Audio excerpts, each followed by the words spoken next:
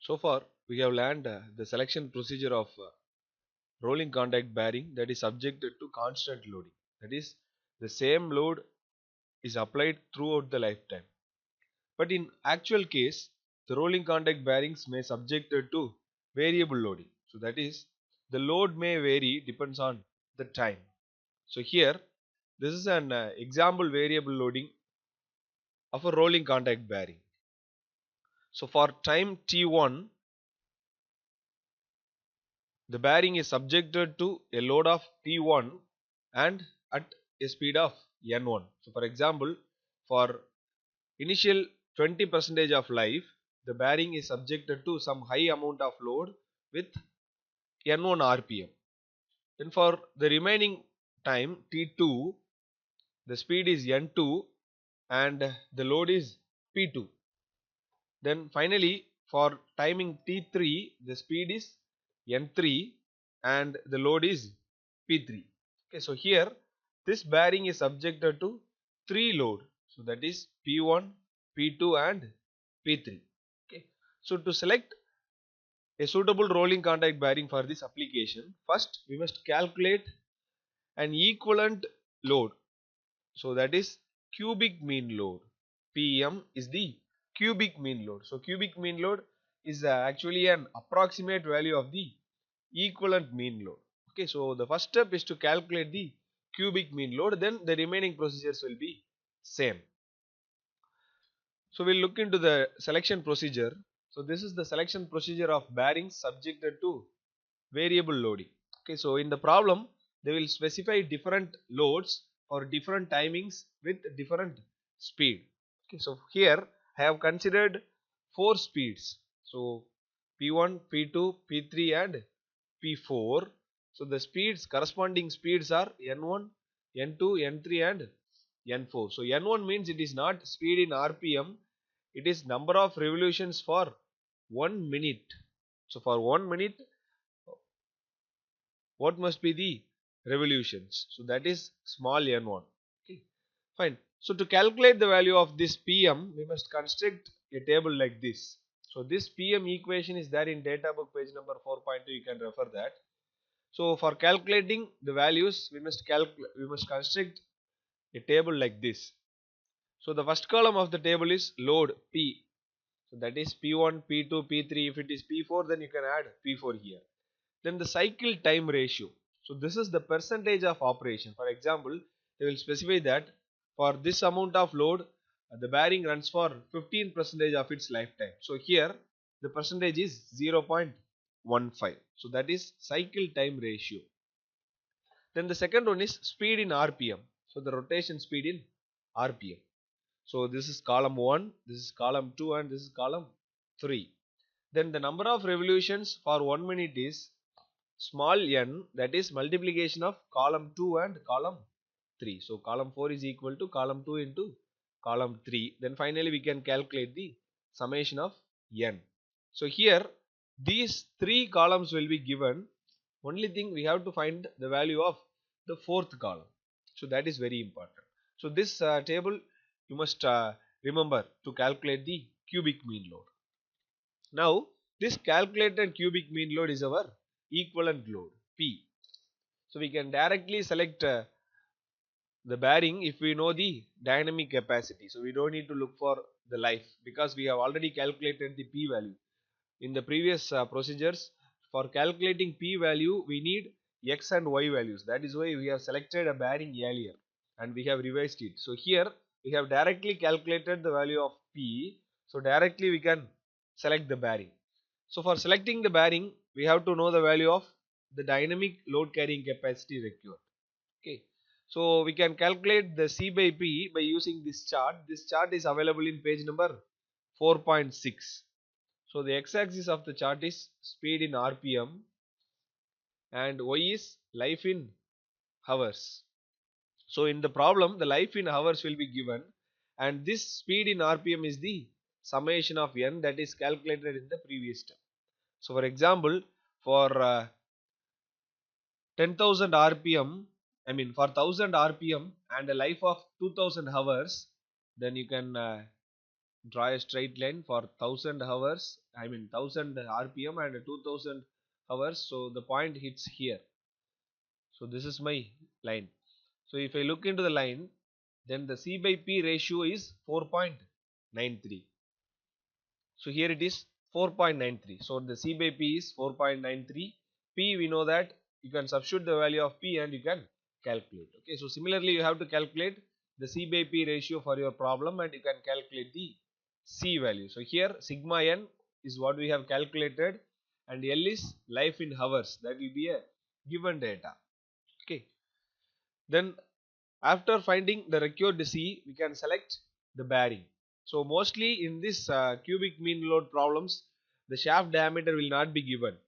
Okay, so you can select the bearing based on the C value itself. For example, here I have considered the series 63 and based on the C recruitment I can select the bearing.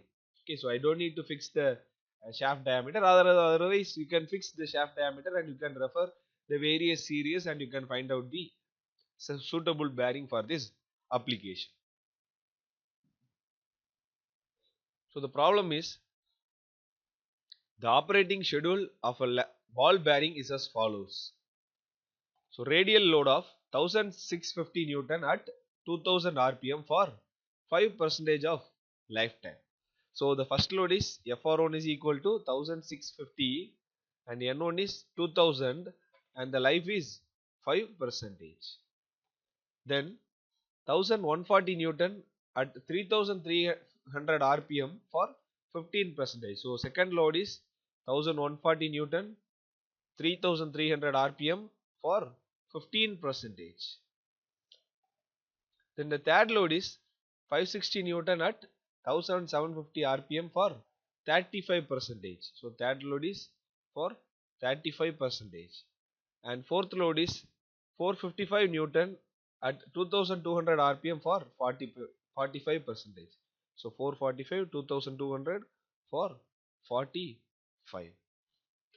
The inner ring rotates and the loads are steady. The life is to be 10 years at 2 hours per day. So it is 2 hours per day for a single year. It is 365 days into 10 years. So the life is 7300 hours. Select a suitable ball bearing. So first step is calculation of cubic mean load. Okay. So here I have directly used the radial load value as P because if the radial load and axial load is given, then you have to calculate the P value by using some equations. So here only radial load is given, so we don't need to refer any equation. We can directly consider the radial load value as the load. Okay, so you don't need to use the X FR plus Y FA into S equation. Okay, so this P1, P2, P3 and P4. So the cycle time ratio is 5%, it is 0.05. For second it is 15%, 0.15. Then third is 0.35 and fourth is 0.45. So here the speed in RPM. For first load it is 2000, for second load it is 3300, for third load it is 1750 and for fourth load it is 2200. So these three columns are given. So now I have to calculate the number of revolutions for one cycle. So I can multiply the column 2 and column 3, that is 0.05 into 2000 is 100. So this is my small n1. So similarly for small n2, small n3 and small n4 I can calculate. So finally you can add these 4 and you can calculate the summation of n. So now you can use the cubic mean load equation. Substitute the value of P1, then N1 is 100. So it is not capital N. So it is small n 100. Then P2 cube N2, P3 cube N3. Similarly for load 4 it is P4. P4 is 445 cube and N4 is 990. So divided by summation of n is 2198. So you can substitute it here. It is 2198. So if you solve this, you will get the cubic mean load value as 856 Newton. Okay, so this is going to be my P hereafter. So after calculating the cubic mean load, then I can refer the chart from page number 4.6 to calculate the C by P ratio. So in this problem, the sigma n is 2198 rpm and the life in hours is 7300 hours. So this is a given data. So you can refer this chart. The life in hours is 7300 hours. So here, so it will be around here. So 7300 and the speed is 2198. So it will be around here. It is 2198. Okay. So somewhere here it is located. So if you see the next standard line, then it is 11.50. So actually here